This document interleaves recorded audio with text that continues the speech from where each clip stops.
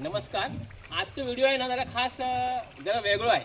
जो मी आत मग दिसताय ना स्टारपद आहे, कारण तुमचा प्रेम आहे ना, हे माझ्याशी स्टारपद आहे. आणि ह्या काय माहिती आहे, तर मी एक मोठा आशीर्वाद घेतलेला आहे. त्यातला एक आशीर्वाद म्हणजे ह्यो माणूस. म्हणजे इकडे बुडताना मी 5 जणांचे वाचवलेले आहेत, पण एक मोठा ॲक्सिडेंट झाला होता आपल्या ह्या मित्राचा. ह्याचं नाव आहे संतोष साहेब. म्हणजे मोठं म्हणजे अतिशय मोठं झाला होता, म्हणजे बघण्यासारखं नव्हतं. म्हणजे ह्यो चेहरा आहे ना पूर्ण असं गळालो होतं अक्षरशः. 150-200 लोक होती, पण एकाही लोकांनी त्याने टच नाही केला नाही. ह्या मागं लय दुःख झाला. मी खाली उतरले, गेलं आणि विचारलं काय झालं, तुमचं ॲक्सिडेंट झालं. बघितलं तेव्हा मी हैराण झाले, म्हणजे मी गळूक झालं होते. रक्त बघितलं मी पण घाबरते. पण मी म्हटलं त्याने ह्या डॉक्टरने न्या, तर म्हणजे तुम्ही हवा घेऊन जावा, कारण ते पोलिसांना घाबरायचे. पण मी म्हटलं मी नेतोय, पण फक्त माका ते पट्टी जरा काय ते बांधून मिळून द्या. म्हणजे एका बाईने ओढणी दिली आणि ती बांधून घातलं डोक्यात. आणि एक पण गाडीवर पण थांबलो नाही. ह्या माझा दुर्दैव आहे सगळ्याचे, माहिती आहे का. तर काहीतरी विपरीत होईल आणि आमची म्हटलं घाबरू नका. एकही थांबलो नाही. शेवटी एका मी कॉलर पकडून जबरदस्त पकडलंय आणि त्याला सांगायला सगळं खर्च मी देईन. आणि मी ह्या माणसाला म्हणजे गाडीत घेतलंय.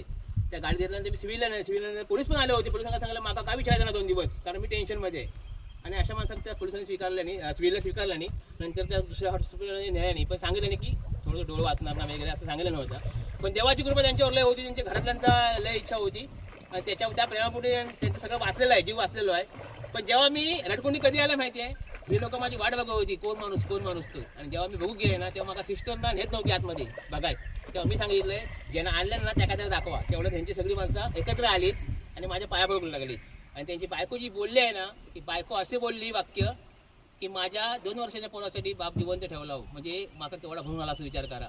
आणि म्हणून सांगतं अशी जर असत ना कामगिरी तर करा, कारण तुम्हाला मोठा आशीर्वाद मिळतो. आणि माका ह्यांच्यामुळे मी आज मोठा आशीर्वाद आणि मी जगते खऱ्या अर्थात. त्याच्यामुळे ह्यासनी मी देवाकडे प्रार्थना करते की ह्यांच्या कुटुंबांना सुख समाधान मिळवू देत.